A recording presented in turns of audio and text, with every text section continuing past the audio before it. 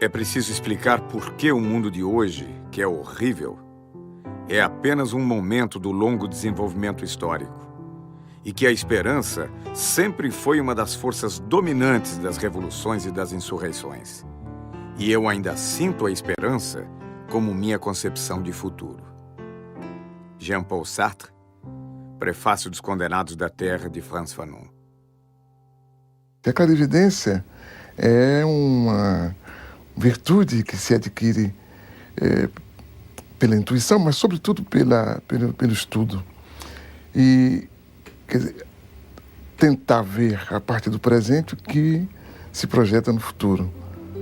Descolonizar é olhar o mundo com os próprios olhos, pensá-lo de um ponto de vista próprio. O centro do mundo está em todo lugar. O mundo é o que se vê de onde se está.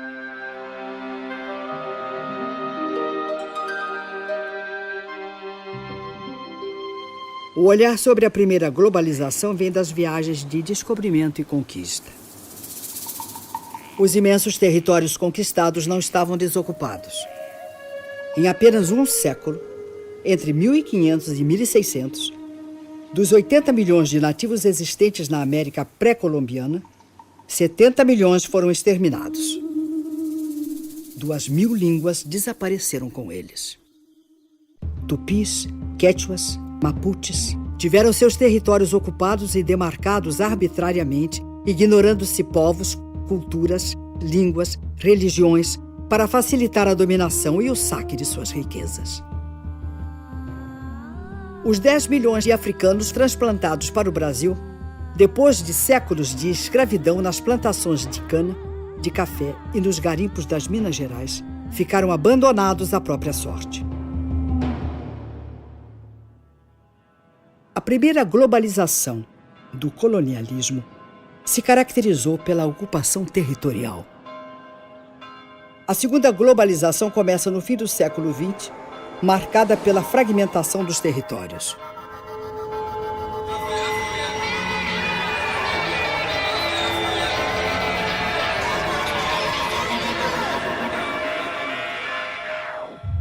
O século XX foi o século das revoluções.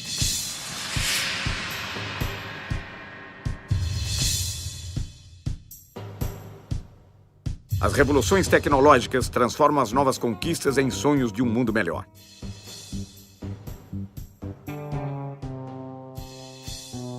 Logo começa o desmonte do estado de bem-estar social. O humanismo, como motor do desenvolvimento e do progresso, é substituído pelo modelo do consumo voraz. O consumo que é hoje o grande fundamentalismo. Esse, sim, é que é o grande fundamentalismo. As técnicas são implantadas nas sociedades e nos territórios a partir de uma política. Hoje, a política das empresas globais. Amanhã, a partir da política dos Estados impulsionados pelas nações.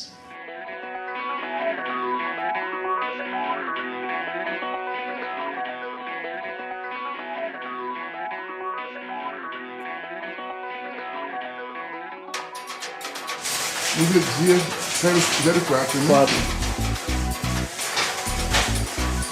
Eu nunca pensei que ia chegar lá.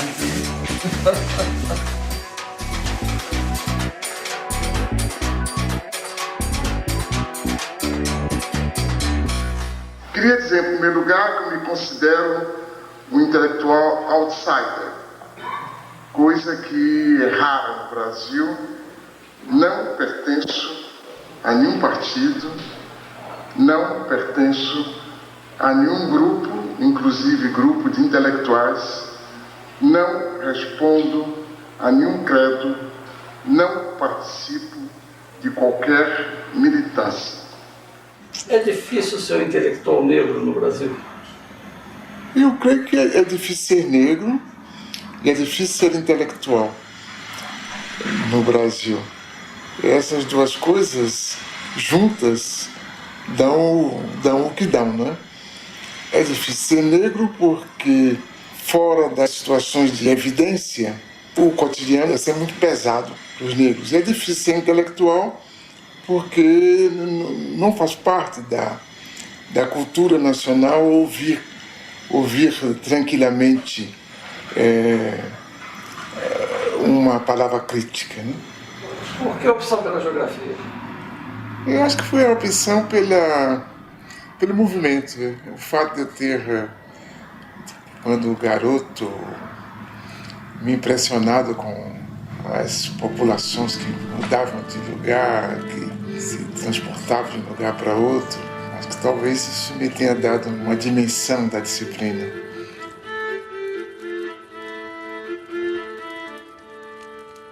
E o meu gosto pela história, sobretudo pela história do presente, me levou também a valorizar todo o processo contraditório. De modo que, não sendo um marxista ortodoxo, eu tenho medo disso, tenho medo dos marxistas ortodoxos, porque eu creio que toda doutrina que não se busca renovar, ela corre o risco de se tornar uma religião, um dogma, por conseguinte de emburrecer e não de esclarecer. Desse modo eu me considero um marxista, ou se quiser, um marxizante. Ainda hoje? Ainda hoje, sobretudo hoje, porque com a globalização, o que sobrou do socialismo, fundado em realidades profundas, como no caso da China, por exemplo, e o mundo ocidental, que nós aprendemos mais a conhecer e a analisar e a interpretar, se tornou todo ele capitalista. Então, se tudo se torna capitalista, obrigatoriamente a contradição se instala, né?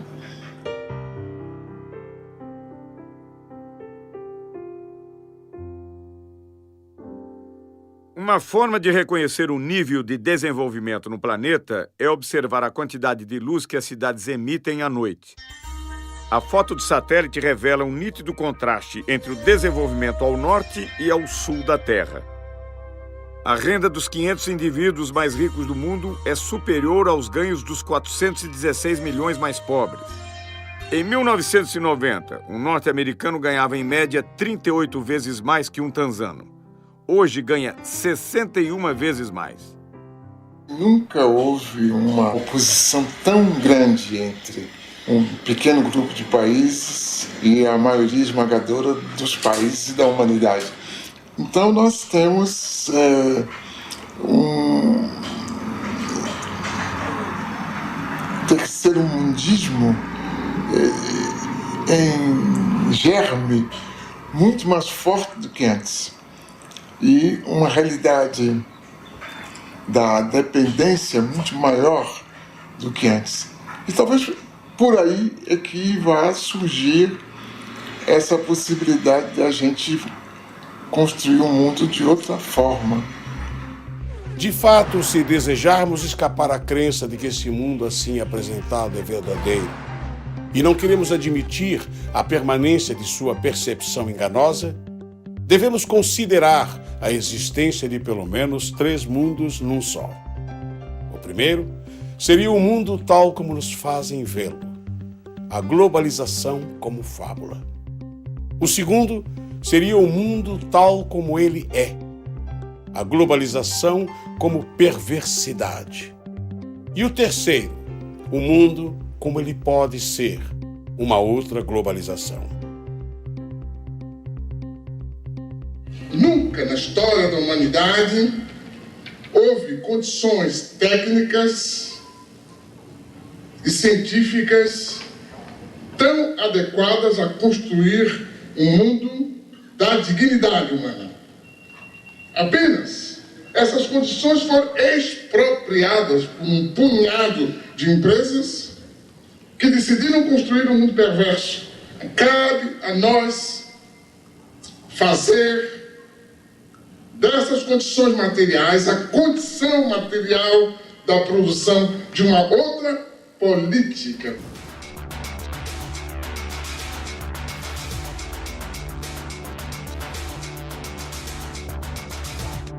Em 1989, uma reunião organizada pelo Instituto Internacional de Economia, em Washington, propôs reformas para que os países da América Latina retomassem a trilha do crescimento e do desenvolvimento. Nasceu aí o Consenso de Washington, uma espécie de bula com prescrições consensuais, austeridade fiscal, elevação de impostos, juros altos para atrair investimentos estrangeiros, privatizações, em nome da boa administração do setor privado e da incapacidade dos estados. O mesmo sistema ideológico que justifica o processo de globalização, ajudando a considerá-lo o único caminho histórico, acaba também por impor certa visão da crise e a aceitação dos remédios sugeridos. Na verdade, porém, a única crise que os responsáveis desejam afastar é a crise financeira, e não qualquer outra. O Consenso de Washington representou para a América Latina um fruto envenenado. No Equador, país com 25% de índios e 55% de mestiços, o movimento indígena Pachacuti comanda a revolta. A crise se torna aguda com os programas de privatizações e extinção de serviços estatais.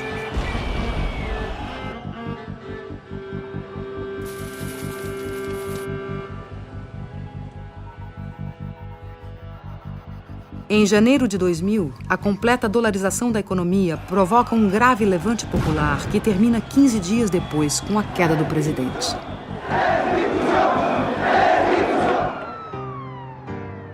Ainda em 2000, na Bolívia, o governo pressionado pelo FMI e pelo Banco Mundial privatizou a água potável na região de Cochabamba.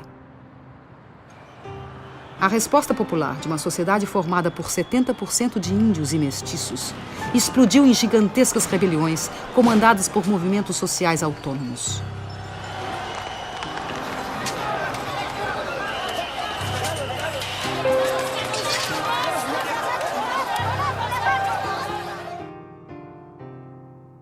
O governo perdeu o controle e reagiu como de hábito. A morte de um jovem comoveu o país.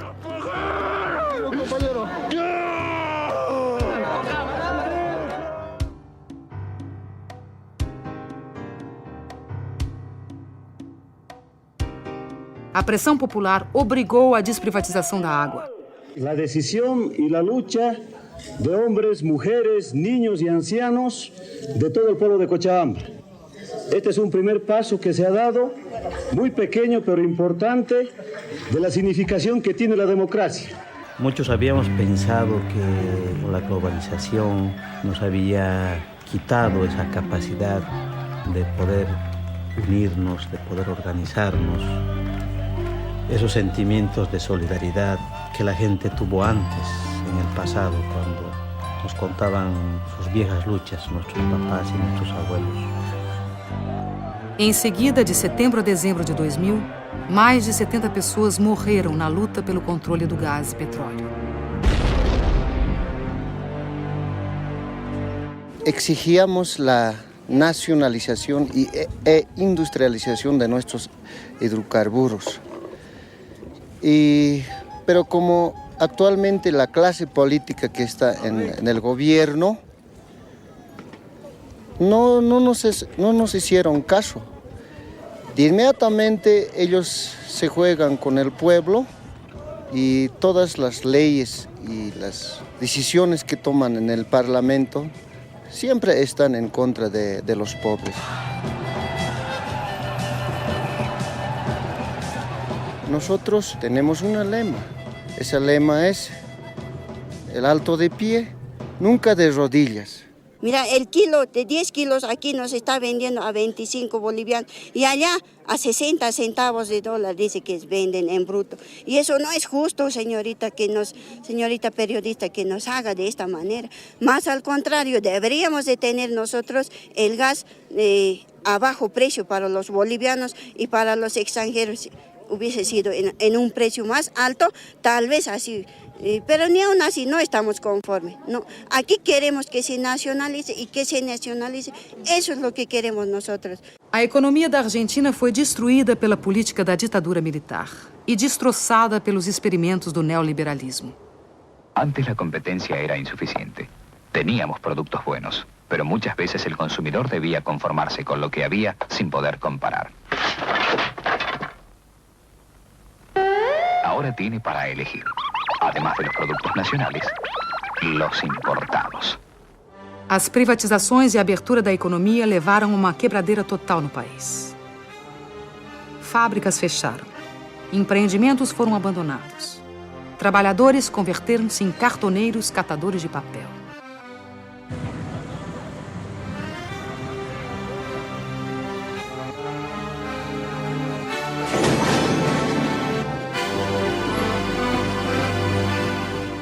O panelaço no final de 2001, que derrubou 3 presidentes da República em 2 semanas, levou às ruas cidadãos da classe média, que da noite para o dia, pela desdolarização da economia, tornaram-se os novos pobres do país. Estamos llenos de canallas, atorrantes, vendepatria, sinvergüenza. Menem, Cavallo, de la Rúa, Dualde, todo Rucao. Es peor que lo que han hecho los bancos extranjeros. Porque estos tipos han vaciado las empresas argentinas y han dejado sin trabajo a los argentinos que se están muriendo de hambre, querido. Los argentinos tienen que hacer conciencia y estar en la Plaza de Mayo y no salirnos de allí mientras no echemos a todas estas ratas salvajes que están usurpando el poder. Son asesinos, igual que Dualde, son narcotraficantes, ladrones y todo lo que ustedes le puedan agregar, porque han destruido jubilados, familias completas, desocupados y a los trabajadores, a todos han destruido, le han robado los ahorros, así como me los robaron a mí, le robaron a todo el mundo, no tienen vergüenza, son una vergüenza mundial. No Brasil, a privatização de grandes estatais gerou protestos isolados. O país entrou às cegas na modernidade. A ilusão da moeda forte e do consumo fácil anestesiou a população. Para o economista Joseph Stiglitz, Prêmio Nobel de Economia e economista-chefe do Banco Mundial entre 1997 e 2000, esse receituário violento não provém de análise econômica, mas de postura ideológica. The Washington Consensus was neither necessary nor sufficient for growth. There were countries like Bolivia that seemed to follow all the dictates of the Washington Consensus. They said, we felt the pain, when do we get the gain? And they waited, and they waited, and they waited, and they're still waiting. And then there are countries like China that did not follow the Washington Consensus, and they've grown and grown and grown. Agora, essa história que os Estados Nacionais estão diminuindo a importância é uma história da carochinha que os países ricos nos contam, porque o Estado Nacional, por exemplo, norte-americano, vai muito bem, né? Inclusive, digamos, bem do ponto de vista de força do Estado, com gastos militares como nunca houve antes, né? Com um empenho direto, digamos assim, dos agentes comerciais do governo americano para defender os interesses das empresas norte-americanas, o que é normal, aliás, né? Então, agora, aí eles nos dizem, não, o Estado não tem importância. Quer dizer, não estou dizendo que eles, norte-americanos, mas esses pensadores da globalização, muitas vezes nos dizem isso. Isso é que, digamos, crê quem quer ser enganado.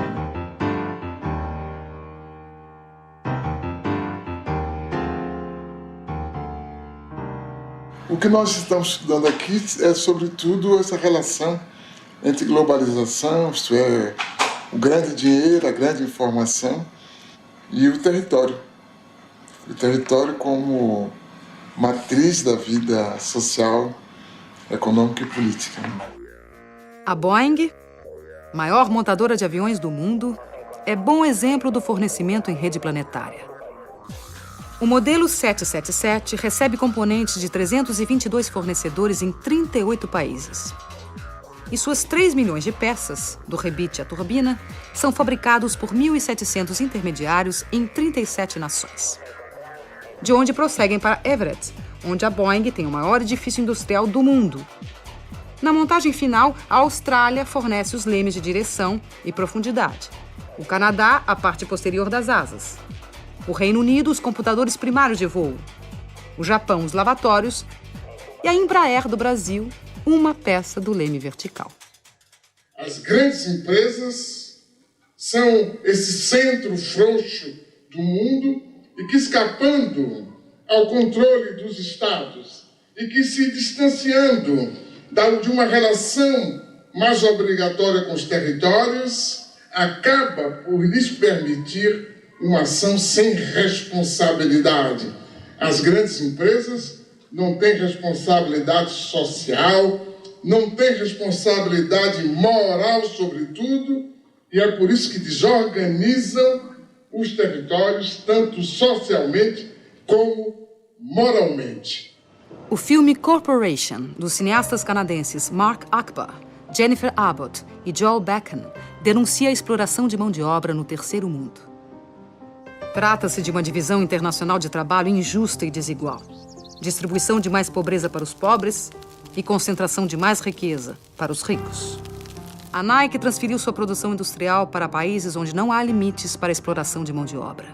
Contabiliza o tempo de trabalho de seus funcionários em frações de segundo.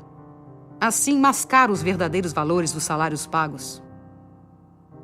O diretor do Comitê Nacional do Trabalho norte-americano, Charles Kenahan, denuncia a divisão do trabalho na globalização, que distribui migalhas mundo afora enquanto elimina empregos nos Estados Unidos. To make this stuff concrete as possible, we purchase all of the products from the factories that we're talking about. This shirt sells for $14.99, and the women who made the shirt got paid 3 cents. Liz Claiborne jackets made in El Salvador. The jackets are $178, and the workers were paid 74 cents for every jacket they made. Alpine car stereos, 31 cents an hour. De fato, para a grande maioria da humanidade, a globalização está se impondo como fábrica de perversidades. O desemprego crescente torna-se crônico. A pobreza aumenta e as classes médias perdem em qualidade de vida. O salário médio tende a baixar. A fome e o desabrigo se generalizam em todos os continentes. A fila na Marquês de Sapucaí, no Rio de Janeiro, não é para assistir a nenhum desfile de escola de samba, mas simplesmente para conquistar uma vaga para a gari da empresa pública de coleta de lixo da cidade. A abertura dos portões revela a angústia dos que lutam por um emprego estável e seguro nesta globalização, onde os de baixo, a cada dia que passa, trabalham mais com menos direitos.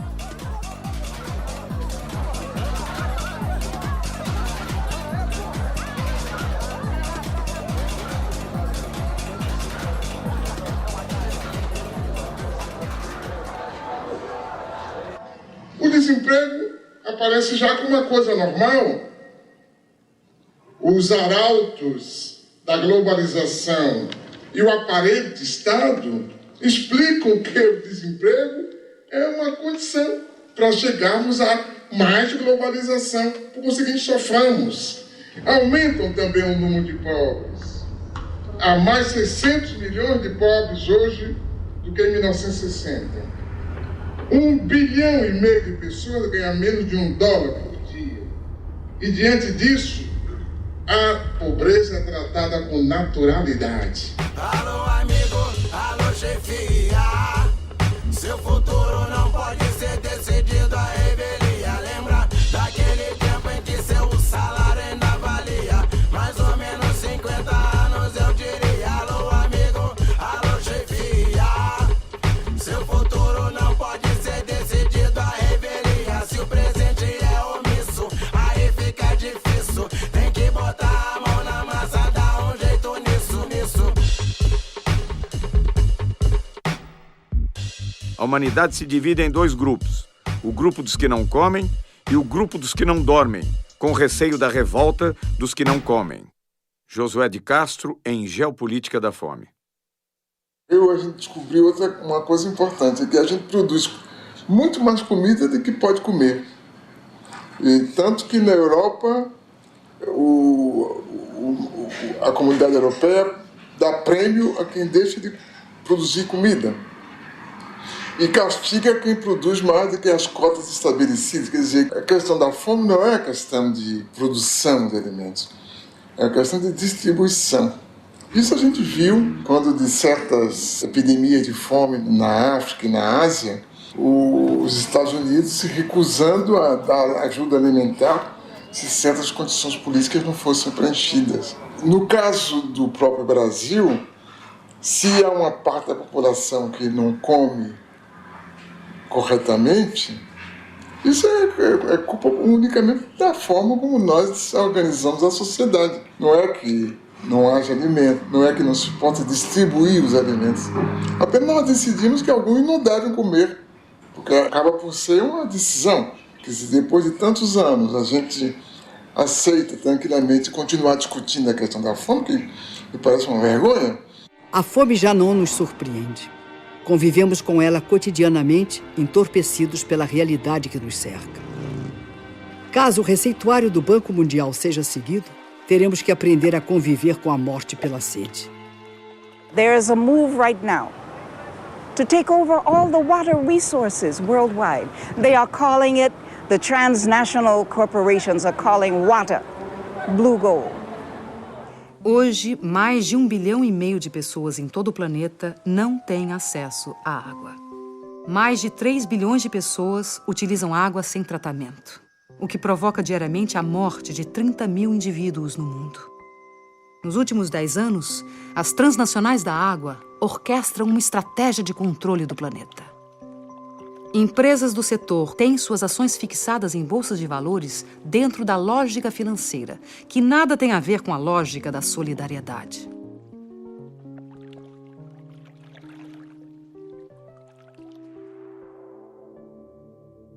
Em março de 2003, aconteceu o 3º Fórum Mundial da Água, em Kyoto, no Japão. Na pauta da discussão estava o tema da privatização dos recursos hídricos. Na mesa, os presidentes de multinacionais da água, ministros de relações exteriores, representantes do movimento popular e o diretor administrativo do Banco Mundial, Peter Voigt.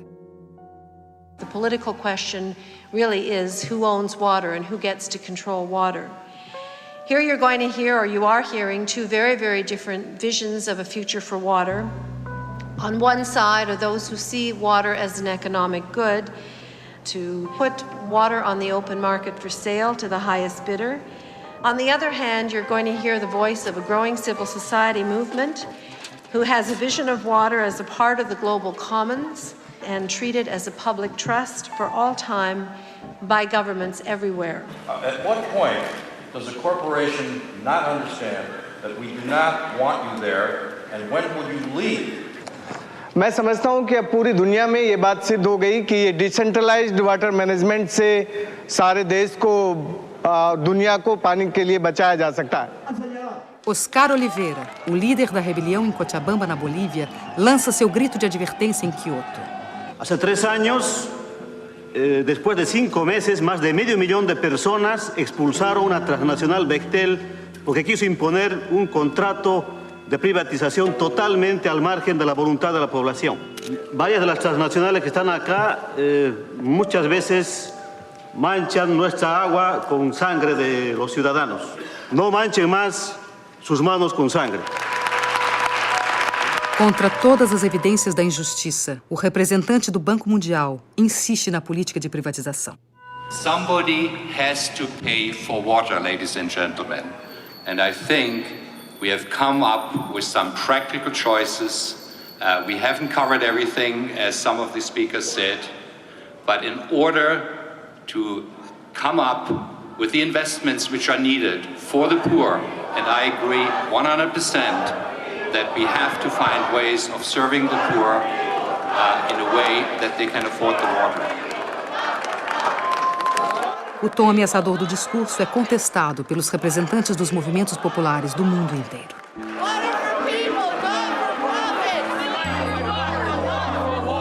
Enough is enough. I see this report as nothing short of an attempt to package poverty for money and for profit. El agua es un patrimonio de la humanidad, es un patrimonio de los seres vivos y nadie puede apropiarse del agua. Por lo tanto, la sociedad civil dice que aquí no hay acuerdo.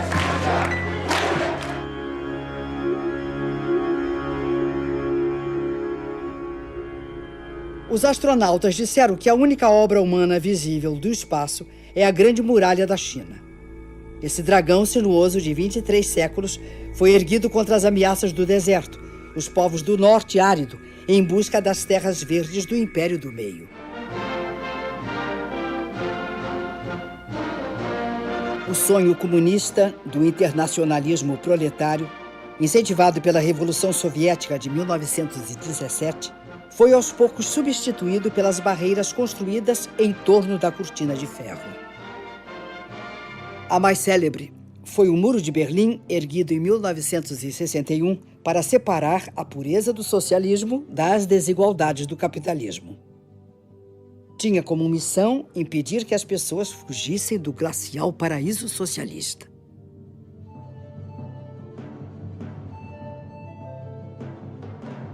Os muros da Internacional Capitalista são sólidos e bem delineados. Enquanto permitem a circulação livre das mercadorias, dinheiro e serviços, proíbem o livre tráfego dos indivíduos. A Europa levanta barreiras contra a presença indesejada de forasteiros em seu território.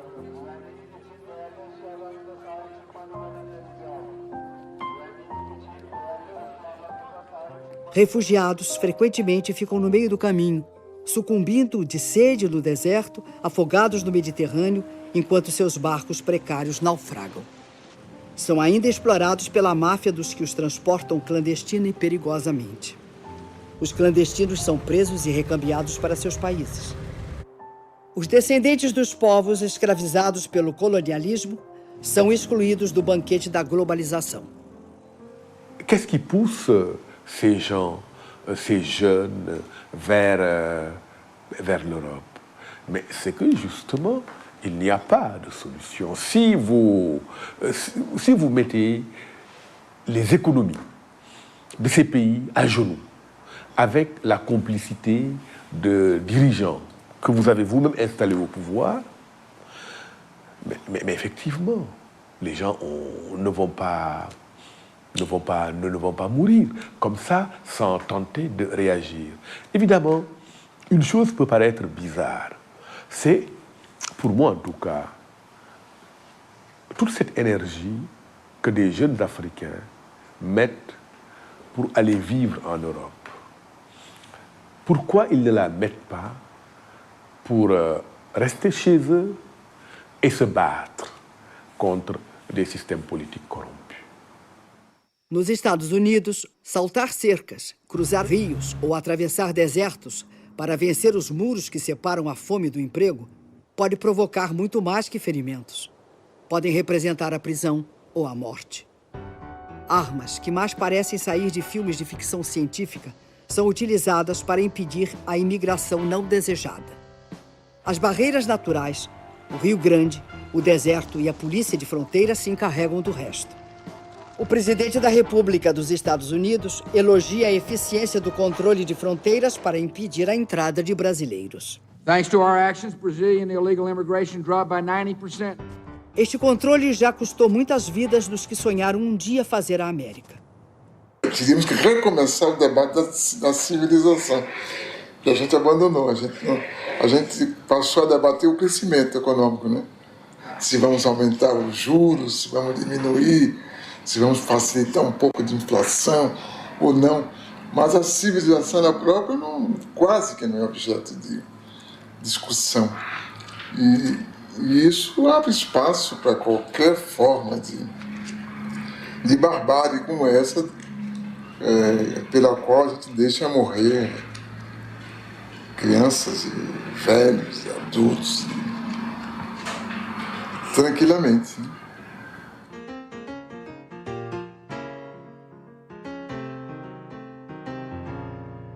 O que nós estamos vivendo hoje é que o homem deixou de ser o centro do mundo, né?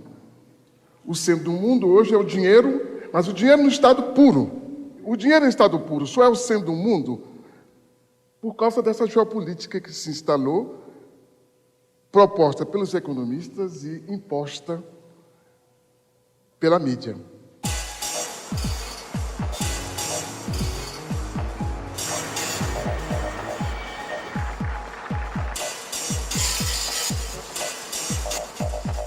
Davos, estância situada nos Alpes suíços, imortalizada por Thomas Mann, na Montanha Mágica.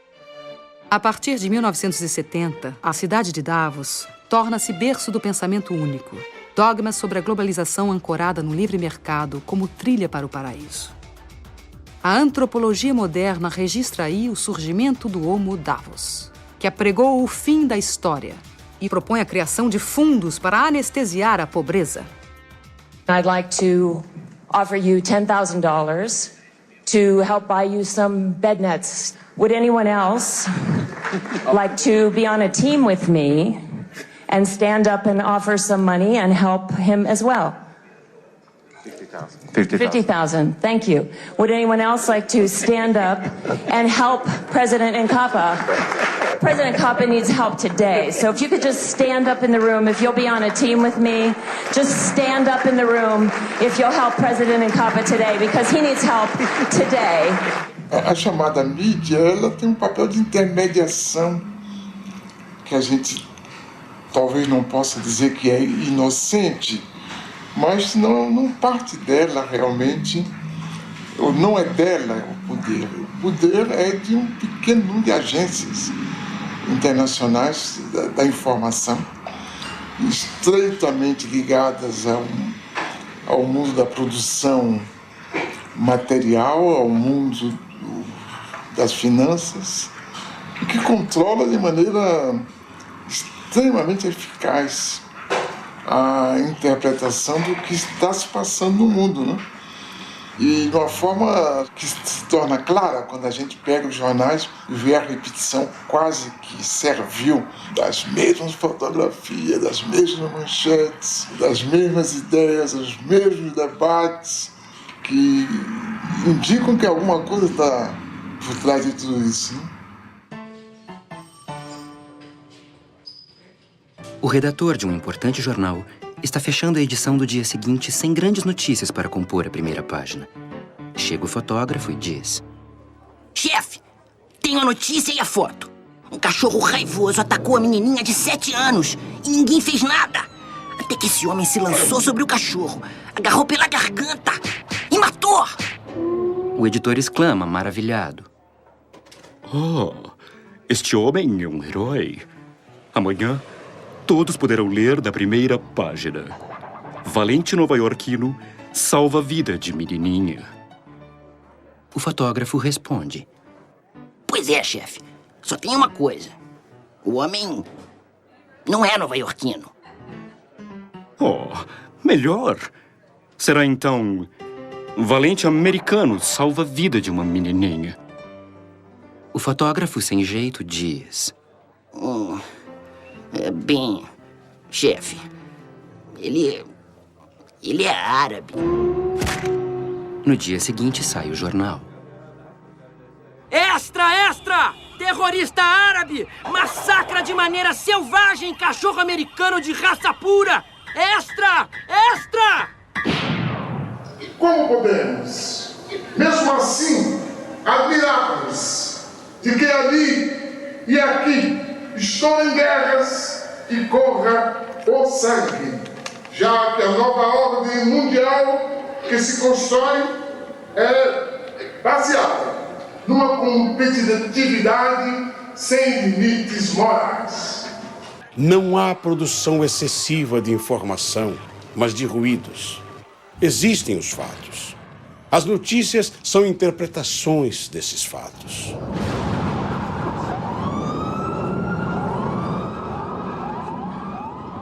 Como as grandes agências de notícias pertencem às grandes empresas, os acontecimentos são analisados de acordo com os interesses pré-determinados.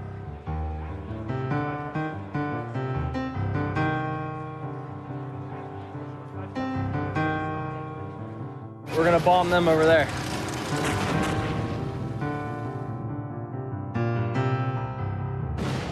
Muitos dos economistas que escrevem em jornais publicam diariamente o desejo das empresas das quais são consultores.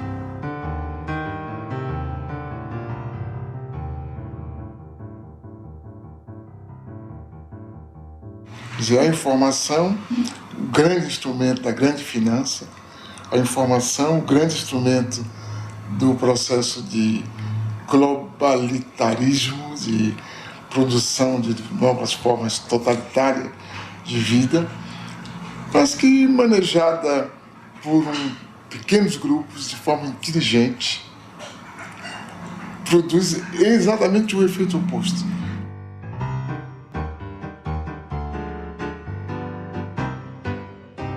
Carlos Pronzato é um poeta, trotamundo dessa nova revolução. Sozinho, com olhar atento e uma pequena câmera amadora, penetra espaços onde os grandes meios não podem ou não querem entrar. Na Bahia, filmou ocupações de casas abandonadas. E eu estou aqui com esse trabalho social para fazer uma instalação elétrica para o pessoal, porque o pessoal são carentes e não tem condições de pagar, e nós estamos aí. Sobre a ocupação de uma fábrica falida, mostrou o simples desejo do trabalho. Nos quedamos esperando a la empresa, a los patrones que nos trajeran algo. No aparecieron. Teníamos miedo, ¿viste? Bueno, después nos sentábamos ahí, los vecinos nos ayudaban porque no teníamos plata para viajar, no teníamos plata para comer, para nada. Y un día dijimos, bueno, ¿qué vamos a seguir acá sentados esperando que vengan ellos? Entonces empezamos a trabajar, a producir y a vender. Y así, ¿viste? Seguimos. Seus filmes correm mundo afora. Em escolas, sindicatos, pequenos cinemas, seguem globalizando um outro olhar sobre os fatos, sobre as lutas, sobre esse novo tempo. Eu resolvi entrar de fato no movimento popular como uma ferramenta de transformação concreta que podia ser o vídeo, porque não é só filmar, sino estar inserido dentro do movimento. Como eu me considero um manifestante com câmera, então eu tenho que estar aí trabalhando dentro do movimento popular ativamente. Latinoamérica é um polvorim apto para um Bakunin chegar e perguntar onde que está acontecendo e ele ir e tentar ou filmar, ou escrever, ou incitar, ou trabalhar nisso. Então, minha utopia é um pouco essa. É você não entrar na corrente, na onda do não é possível fazer nada, porque nada será possível. E você continuar trabalhando. Eu acho que um pouco que faço está dentro de um projeto utópico, de realizar, pelo menos naquele breve período de vida que nós temos, uma pequena obra que pode servir a alguém, tanto agora quanto depois. Eu acho que esse fenômeno vai se multiplicar. Quer dizer, por enquanto, há uma coerção muito grande contra essas formas, que são praticamente limitadas no seu elan renovador, pela falta de recursos financeiros, pela legislação que favorece a vida dos gigantes.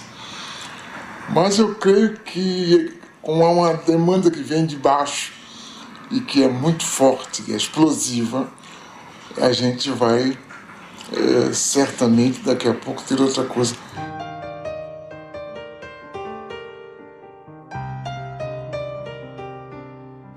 Se eu olhar para trás na minha própria vida, eu vejo que hoje é muito mais fácil ser universal aqui mesmo. A primeira vez que eu entendi, que eu comecei a entender o mundo, foi quando deixei a Bahia para ir estudar na França, aí, lendo jornais, que me apresentaram o mundo de uma outra forma. Hoje não, qualquer pessoa com uma curiosidade mais aguçada acaba percebendo como o mundo é. Acho que essa que é a outra grande novidade, acho, do nosso tempo, e que vai permitir que, sem abandonar o que a gente é, indígena, a gente seja perfeitamente universal. Os Krenak, que em sua língua original chamam-se Burum, registravam uma população de 5.000 pessoas no início do século XX. Número que se reduziu a 130 indivíduos em 1989. E com esforço fecharam um século com 150 pessoas. Ailton Krenak nasceu no Vale do Rio Doce, Minas Gerais. É produtor gráfico e jornalista. Participa da rede Povos da Floresta, que utiliza a tecnologia da comunicação para integrar o povo indígena e seringueiro. Eu acho que para o começo do século XXI, essas trocas de novas tecnologias que não fomos nós que criamos e nem somos nós que fabricamos, vai ser o grande evento para os nossos povos. Eu ainda não consigo acreditar com meus próprios olhos, porque eu ainda não estou vendo o mouse.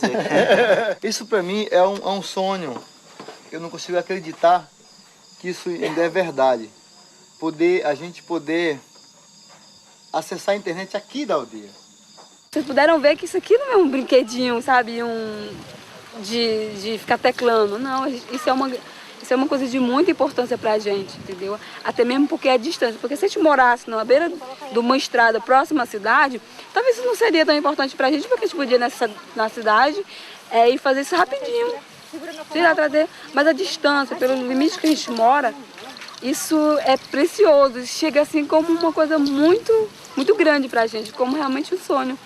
O exemplo da câmera, né, poder fazer uma imagem animada, de poder transmitir uma imagem dessa, ela tem a importância que os Achaninka agora lá no Alto Rio Juruá demonstraram, quando eles conseguiram botar para o mundo inteiro uma situação de risco que a floresta estava correndo com a entrada de madeireiras, de invasão no território deles, mandando uma mensagem para a rede, com imagens do que estava acontecendo, com texto, mobilizou gente no mundo inteiro. Você não imagina como que o pessoal local ficou mobilizado em torno dessa ideia de eles poderem se comunicar com o mundo sem ter que ficar pedindo licença para a prefeitura local. Na verdade, eu acho que isso, em alguns casos, do ponto de vista político, vai significar a libertação de comunidades que historicamente eram controladas ali, porque não sabiam o que estava acontecendo no mundo. De repente, eles vão conversar com todo mundo. Aí acabou aquele intermediário ali no meio do caminho. É a primeira vez na história na qual a gente convive com o futuro possível. Acho que essa que é a grande novidade da nossa geração, é essa capacidade que nos foi dada de conviver com o futuro possível, que não é nada do domínio dos filósofos, é algo que tanto nós que imaginamos ser intelectuais, sabemos que existe, como o rapaz pobre da periferia que inventa uma música revolucionária e que explica o seu mundo. Acho que essa que é a grande novidade.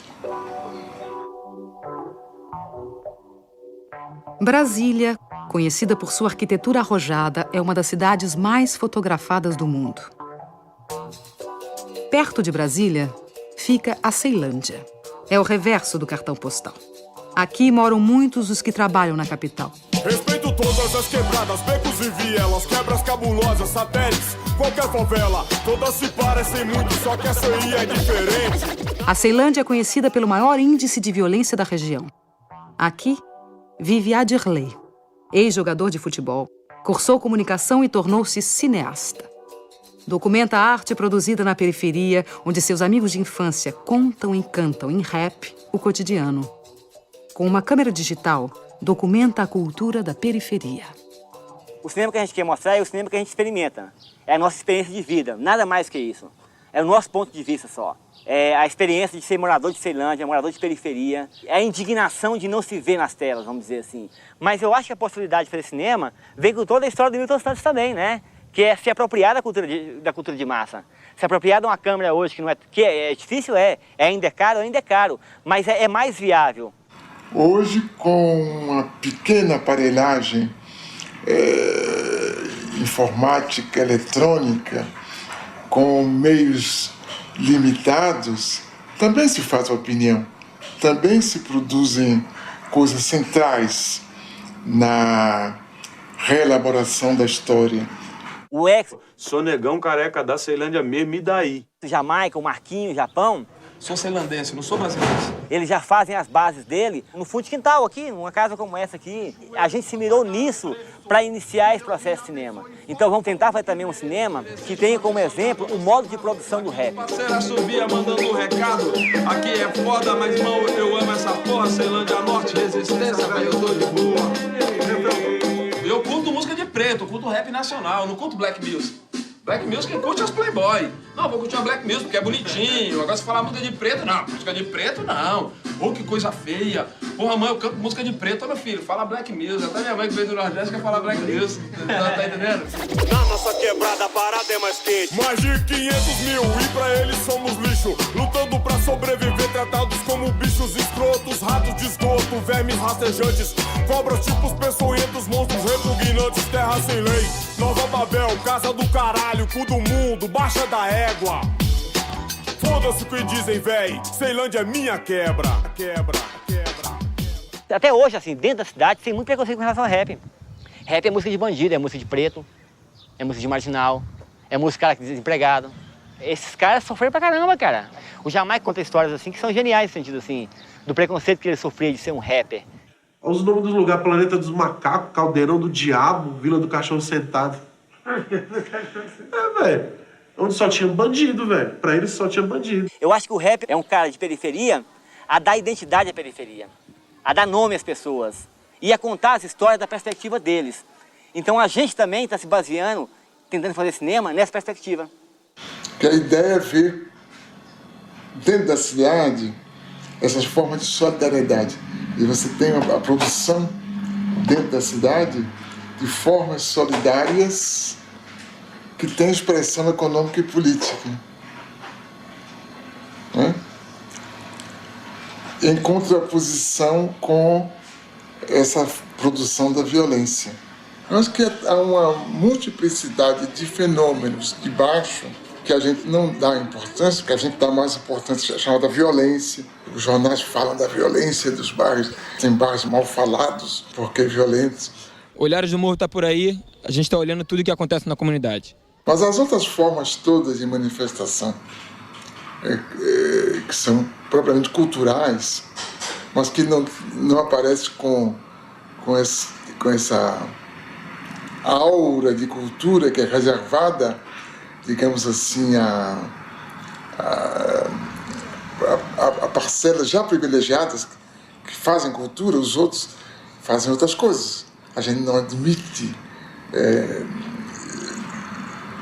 dizer imediatamente que o que eles fazem é cultura, porque o que eles fazem é cultura e é política ao mesmo tempo, né?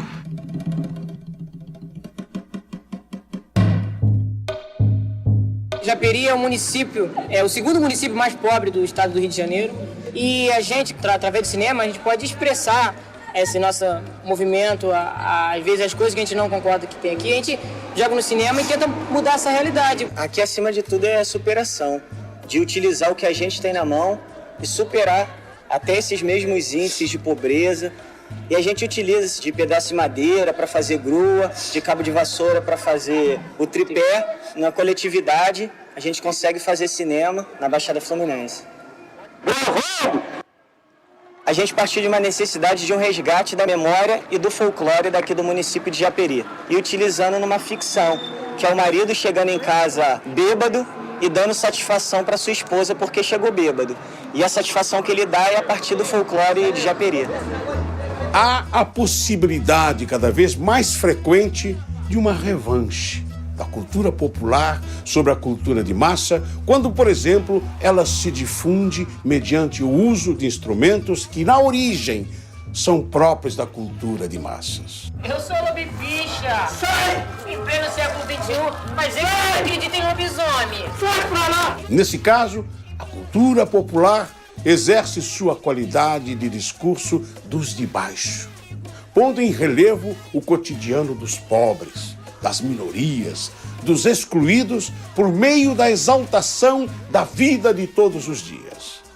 A partir do audiovisual, várias pessoas vão ser influenciadas pelo produto que eles estão tendo. Então, uma oportunidade para que eles possam se expressar até para o povo inteiro de Japeri, para mostrar o que eles querem falar e ainda não tiveram oportunidade. Porque a partir deles a gente acredita que, ou seja no teatro, na música, no cinema, na literatura, vão estimular novas vidas e novos sonhos a partir de filmes, do audiovisual.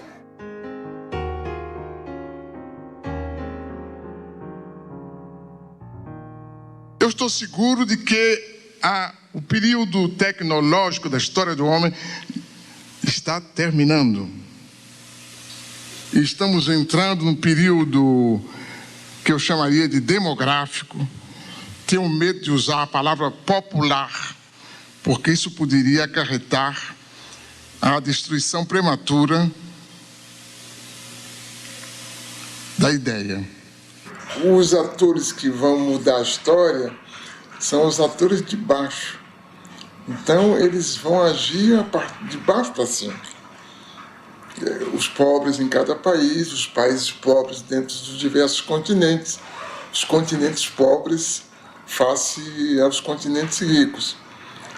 De tal forma, nós não vamos ter uma evolução sincronizada como essa, digamos assim, do processo de globalização.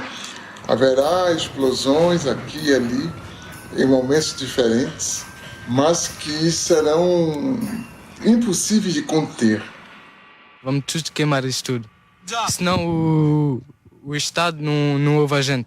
Eu acho que quando a gente abre um jornal, ou olha a televisão, se a gente pode interpretar o que está por trás de tudo isso, a gente já vê que são outras formas de explosão ligadas à religião.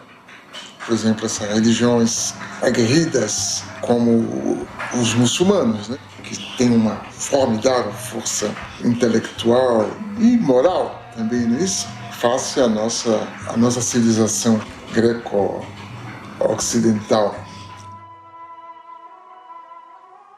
Esse combate silencioso que é feito, por exemplo, por esse 1 bilhão e 100 milhões de pessoas na Índia, cuja formidável preocupação é a produção do conhecimento, e que a gente nem sabe direito que eles têm essa religião do conhecimento, né? Que eles utilizam em benefício da sua própria nação. Essa outra coisa extraordinária que é a China, né? Que a gente imagina que está se tornando capitalista, mas que na realidade está usando ao seu modo os instrumentos que o nosso tempo oferece. Acho que todas essas formidáveis mudanças que vão garantir essa produção de um mundo novo. Nos últimos 25 anos, a economia da China, país de 1 bilhão e 300 milhões de habitantes, vem crescendo a uma média de 9% ao ano. A China combinou o planejamento de Estado com mecanismos de mercado. Atraiu capitais externos e novas tecnologias. Essa reviravolta é resultado de pesados investimentos em técnicos e pesquisadores. Existem no país mais de 1.000 universidades. Formam-se por ano 450 mil engenheiros, 50 mil mestres e 8 mil doutores. O governo incentivou a industrialização rural e a multiplicação das pequenas e médias empresas no campo. A ocupação agressiva do mercado ocidental com produtos chineses de baixo custo passou a preocupar os defensores do livre mercado. La globalizzazione va bene se le regole sono uguali per tutti. Certo. Questo è un problema. A adoção da propriedade privada, os baixos salários aceitos para atrair as transnacionais, os altos índices de poluição, demonstram o quanto a China se dispôs a abrir mão de seu projeto ideológico em troca do desenvolvimento econômico.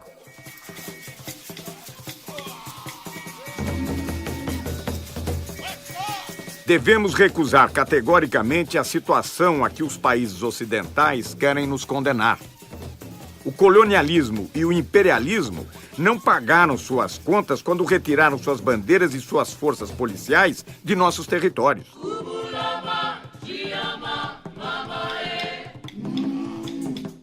Durante séculos, os capitalistas estrangeiros se conduziram no mundo subdesenvolvido como verdadeiros criminosos. Frantz Fanon, Condenados da Terra, 1961.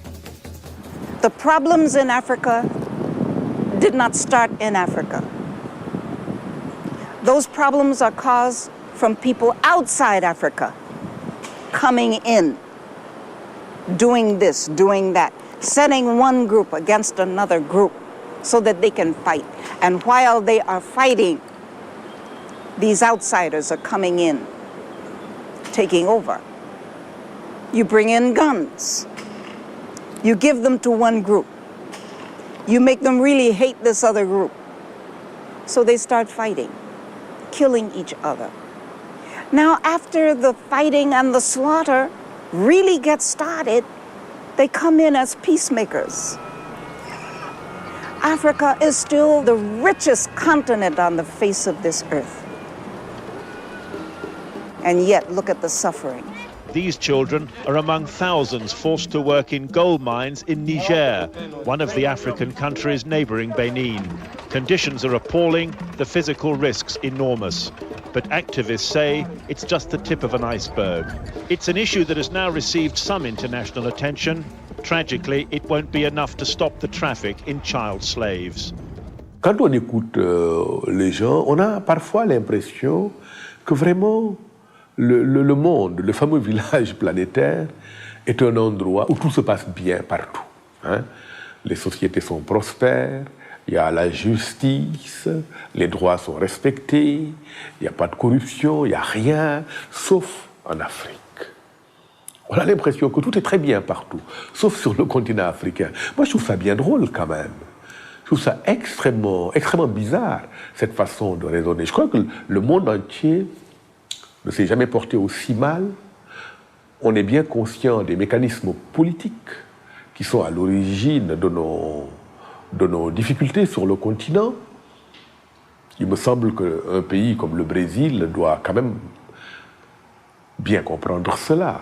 Le public brésilien, après tout, il n'y a pas très longtemps, en Amérique latine, c'était la CIA qui installait les gouvernements, qui décidait du cours politique et économique dans les sociétés d'Amérique latine, dans les moindres détails. Eh bien, nous, ça revient d'ailleurs à la première question, nous ne sommes pas encore sortis de cette situation. Tú decías cuál va a ser el destino de América Latina. Yo no lo sé, pero sé cuál es el desafío. El desafío es, ¿vamos a convertirnos en la triste caricatura del norte? ¿Vamos a ser como ellos? ¿A repetir los horrores de la sociedad de consumo que está devorando el planeta? ¿Vamos a ser violentos? ¿Vamos a creer que estamos condenados a la guerra incesante? ¿O vamos a generar otro mundo diferente? Vamos a ofrecer al mundo un mundo diferente. Que yo creo que ese es el desafío que tenemos planteado. Hoy por hoy somos, la verdad, caricaturas bastante tristes de modos de vida que se nos imponen desde afuera.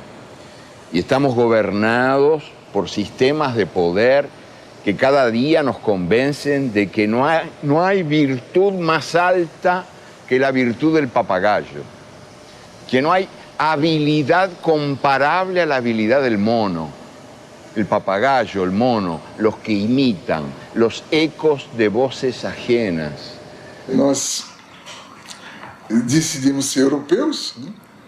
E insistimos em ser europeus, nos recusamos a pensar como nós próprios, porque achamos mais chique pensar como os europeus e os americanos.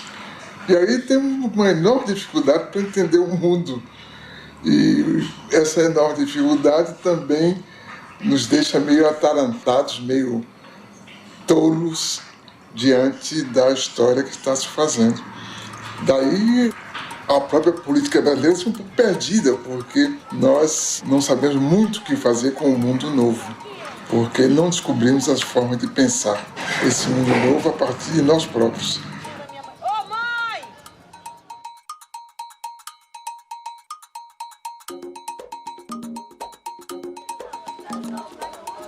Eles vêm do mundo do Sul, de uma comunidade pobre, moradias precárias. Eles vêm do mundo do norte. Querem ver de perto como vive esta gente nos trópicos. Hoje é dia de festa. Essas pessoas vão para um passeio organizado num dos mais movimentados shoppings da zona sul do Rio de Janeiro. Passeio de bacana. Dia de festa. São os suspeitos de sempre. Vocês estão indo pra onde? Nós estamos indo ao shopping. Qual shopping? Ainda não foi tido, não. O que a gente escolher, a gente vai lá. A gente vai passear só no shopping. Vamos só comer um pãozinho com uma mortadela no shopping. Então, Pacífico, posso contar com isso?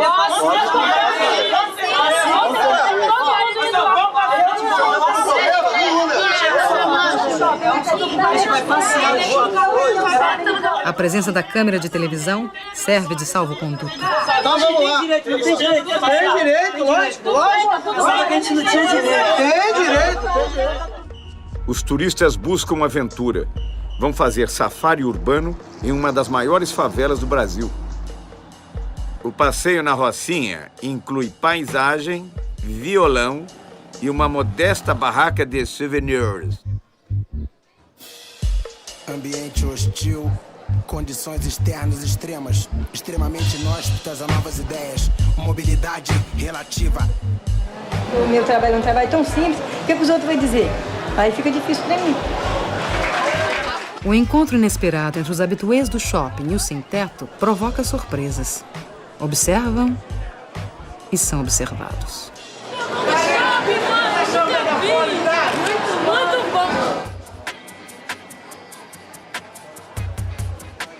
Uns perdidos, outros também perdidos. Os turistas penetram nas casas alheias, passeiam por becos e ruelas. Encontram mais riqueza nas vidas do que nos objetos.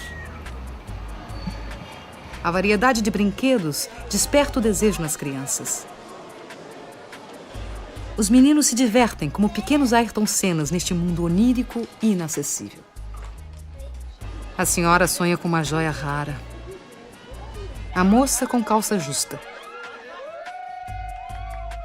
O rapaz veste um elegante hobby de chambre. Outro protesta contra o preço dos produtos. Ô maluco, tu trabalha na loja, quanto tempo você trabalha para comprar uma calça dessa? São solidários. Dividem entre si o pão com mortadela, enquanto dividem a mesa com os outros frequentadores.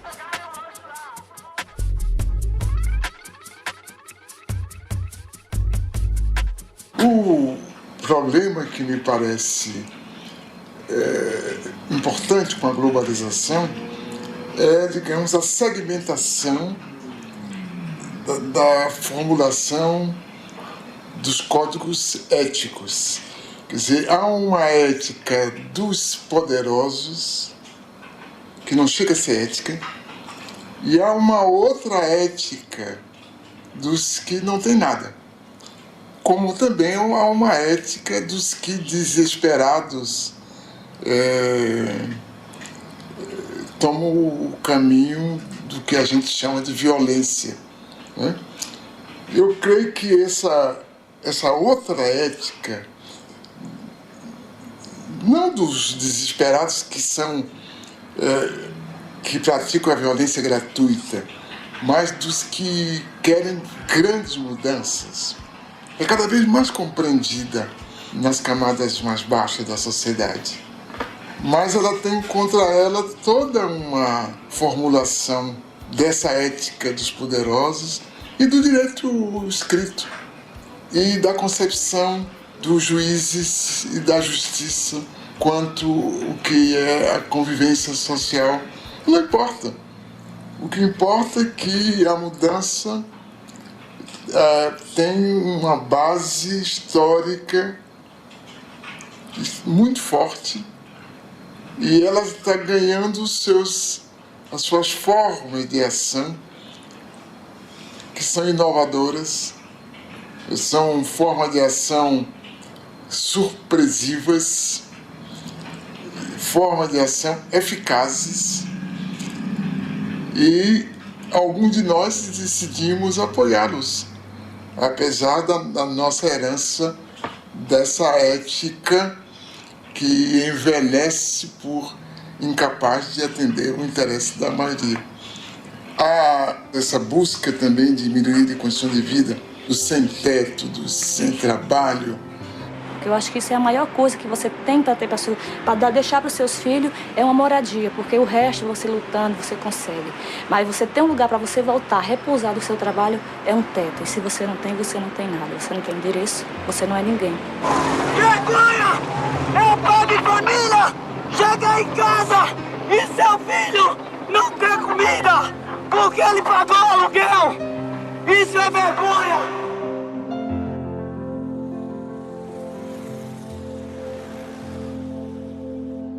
O direito à moradia é um direito humano garantido na Constituição brasileira, nas convenções internacionais e na Conferência do Habitat 2. Então, o que a gente está querendo aqui é que se valha que sejam que sejam válidos os direitos que já são garantidos pela própria Constituição Federal, né?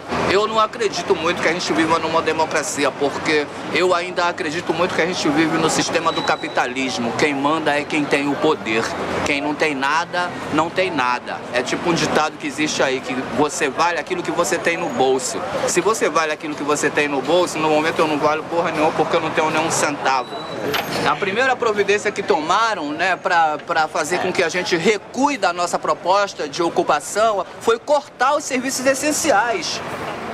Todo cidadão pobre também tem direito ao centro da cidade. E há uma exclusão muito social e discriminação muito grande com as pessoas menos favorecidas, para que se constrói casa bem distante dos centros da cidade e as pessoas são recicladas como lixo para bem longe dos centros e não conseguem nem trabalho, porque a passagem é muito cara, as pessoas não têm como se deslocar do trabalho. Quando vai procurar um trabalho, você mora onde? Tem que gastar 5, 6 reais de passagem, você já tem dificuldade até aí. Passam 4, 5 horas no ônibus para chegar no local de trabalho. E esses imóveis aqui, nós estamos reivindicando isso. O caso dos sem terra, tratados como um fato policial, não impede um grande número crescente de intelectuais independentes de apoiá-los. Não impede a população como um todo de desejar que eles tenham sucesso. Não importa que, perguntado pela imprensa, as pessoas digam que não estão de acordo. Não tem nenhuma importância. Pode dizer que não está de acordo e está de acordo. Aline Sassahara também é uma militante das telas. A cineasta paulista vê o mundo solidário ao sem terra. Em suas andanças pelo Brasil, registra do MST o que não vemos na TV. Os meios de comunicação selecionam o que está acontecendo. Hoje está acontecendo isso. Está acontecendo milhões de coisas.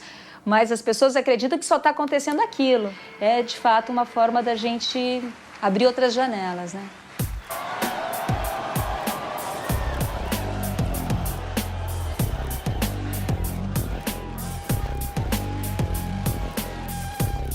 A Escola Nacional Florestan Fernandes, construída pelos próprios trabalhadores do MST, é a primeira universidade popular do Brasil, feita para capacitar os camponeses e seus filhos e prepará-los para um modelo de desenvolvimento solidário.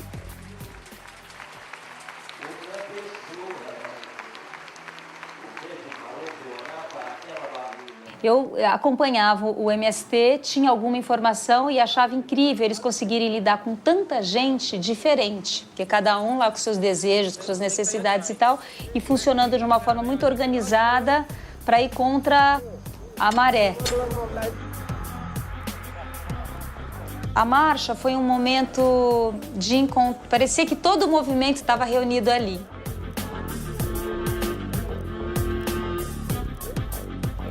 Ela é um símbolo muito bem acabado da organização e da solidariedade dentro do movimento. Então, você imagina todos os dias você reunir pessoas assim, de várias idades e de vários lugares naquele horário cedinho para marchar e, enfim, foi uma experiência riquíssima. Eu creio que está se passando alguma coisa de muito profundo, uma espécie de vulcão que está aí crepitando e que a gente não tem as antenas para perceber. A gente é chamado a pensar na violência, como ela é definida tradicionalmente. Mas a gente não entende, não compreende, não domina o mecanismo intelectual dessas formas novas de solidariedade e de reivindicação. Porque o Brasil jamais teve cidadãos. Nós, a classe média, não queremos direitos, nós queremos privilégios. E os pobres não têm direito. Não há, pois, cidadania neste país. Nunca houve.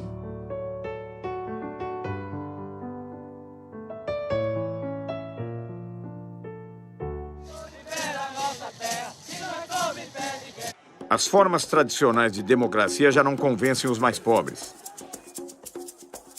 Para muitos, a ação direta nas ruas é o meio de se fazer ouvir. Os diversos movimentos populares buscam alternativas para uma globalização solidária.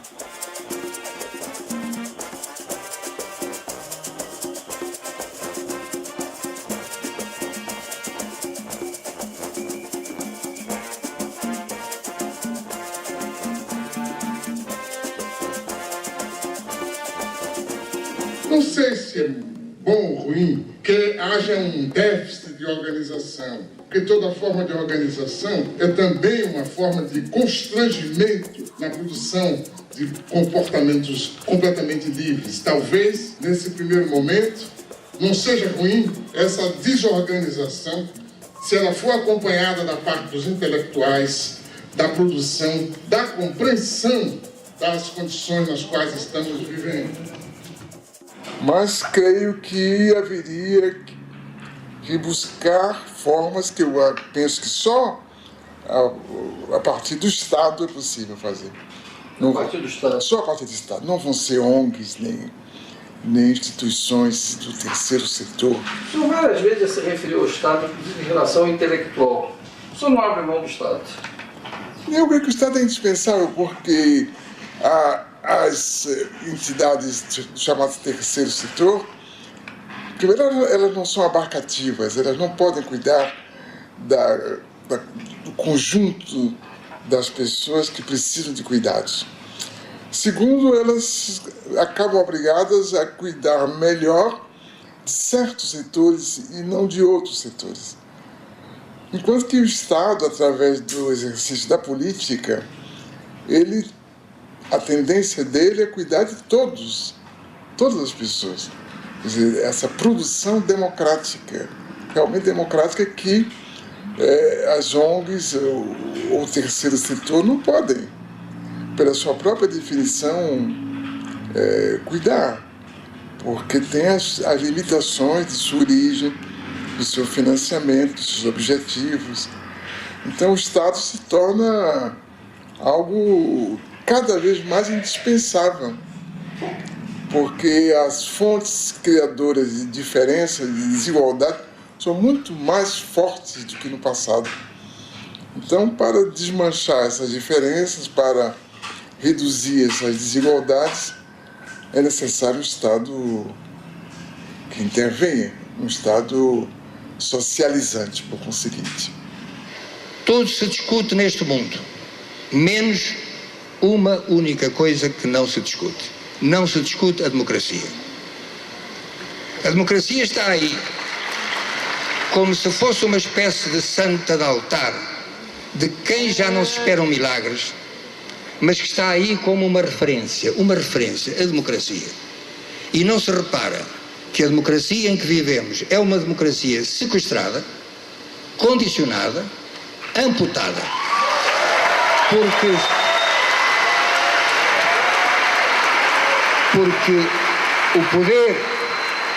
o poder do cidadão, o poder de cada um de nós, limita-se na esfera política, repito, na esfera política, a tirar um governo de que não gosta e a pôr outro de que talvez venha a gostar.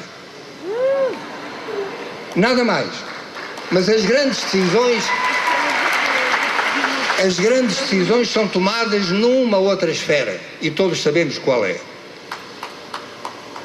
As grandes organizações financeiras internacionais, os FMIs, as Organizações Mundiais de Comércio, os bancos mundiais, a OCDE, tudo isso, nenhum desses organismos é democrático.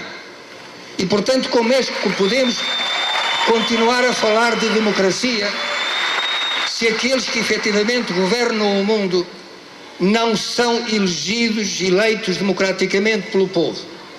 Quem é que escolhe os representantes dos países nessas organizações? Os respectivos povos? Não. De onde está então a democracia? Acho que a questão é essa, que a gente esvaziou a palavra democracia de conteúdo. Quer dizer, a gente continua falando na democracia sem saber muito bem do que está falando. Quer dizer, que nós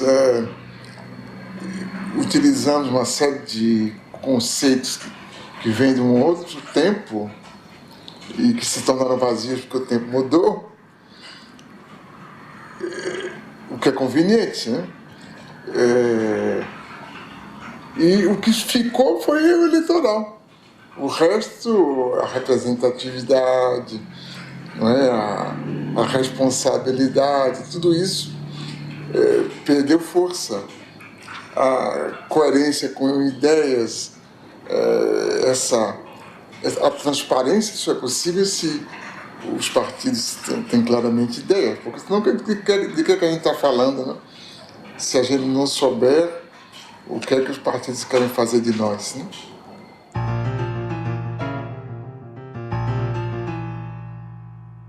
Nós reclamamos contra os totalitarismos, né? O fascismo, o nazismo, e caímos noutras formas de totalitarismo, essa atual, né? Onde nos é exigido um comportamento standard, onde para ser eficaz tem que seguir o mesmo modelo, uma mesma bula, onde os caminhos parecem ser marcados de forma rígida e todo escape é punido na primeira esquina. Então, acho que nunca houve um mundo que espalhasse que a liberdade é a forma suprema de vida e, ao mesmo tempo, suprimisse a verdadeira liberdade, porque essa carência de liberdade que compromete, inclusive, o exercício da cidadania, eu creio que é uma marca de nosso tempo que mais cedo ou mais tarde vai se mostrar insuportável, como os totalitarismos tiveram seus dias também contados, né? Então, a globalização, ela produz esse globalitarismo que existe para reproduzir a globalização. Eu acho que é esse ciclo vicioso que a gente vai ter que quebrar através, digamos, da produção de formas democráticas que sejam realmente democráticas. O professor Milton Santos nasceu em 1926, em Brotas de Macaúbas, interior da Bahia. Neto de escravos, filho de professores, foi alfabetizado em casa pelos pais. Formado em Direito, em Salvador trabalhou como jornalista. Foi para a França, de onde voltou em 1958, doutor em Geografia. O golpe militar de 64 obrigou-o a sair do Brasil. Morou na França, Tanzânia, Venezuela, Estados Unidos, Canadá. Escreveu 40 livros. Recebeu o título de doutor honoris causa por 20 universidades e o prêmio Vautrin-Lud, o mais importante no mundo em geografia. Pensou a economia espacial, a urbanização latino-americana e vislumbrou uma utopia para o século XXI na condição de geógrafo no terceiro mundo.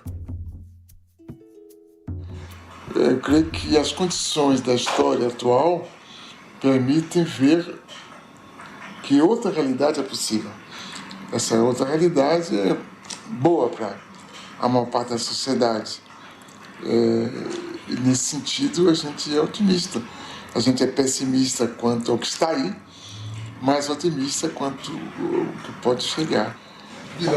Virar uma globalização solidária? Sim. Acho que a humanidade está destinada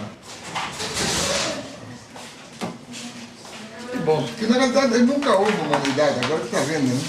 É verdade. Acho que essa que é a coisa. Então, nós estamos fazendo os ensaios do que será a humanidade. Nunca houve.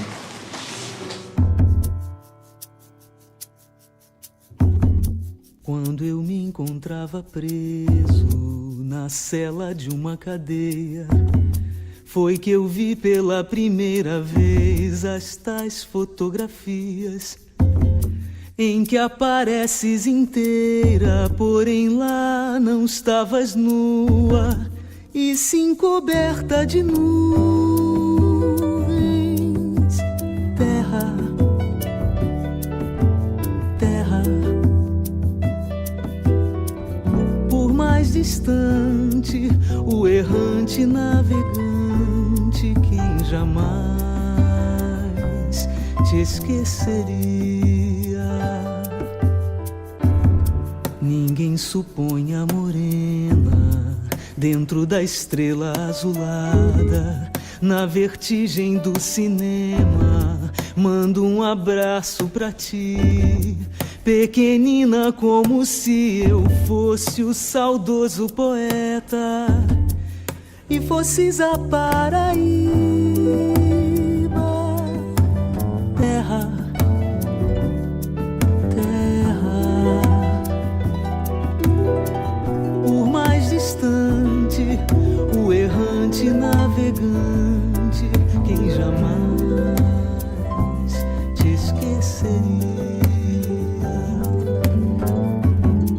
Eu estou apaixonado por uma menina terra, signo do elemento terra, do mar se diz terra vista. Terra para o pé firmeza, terra para a mão carícia, outros astros lhe são guia. Terra, terra. Por mais distante, o errante navegante, quem jamais te esqueceria. Eu sou um leão de fogo, sem ti me consumiria a mim mesmo eternamente, e de nada valeria acontecer de eu ser gente, e gente é outra alegria, diferente das estrelas. Terra, terra. Por mais distante, o errante navegante, quem jamais te esqueceria. De onde nem tempo nem espaço, que a força mande coragem pra gente te dar carinho durante toda a viagem que realizas no nada, através do qual carregas o nome da tua carne. Terra, terra. Por mais distante, o errante navegante, que jamais te esqueceria. Nas sacadas dos sobrados da velha São Salvador, há lembranças de donzelas do tempo do imperador.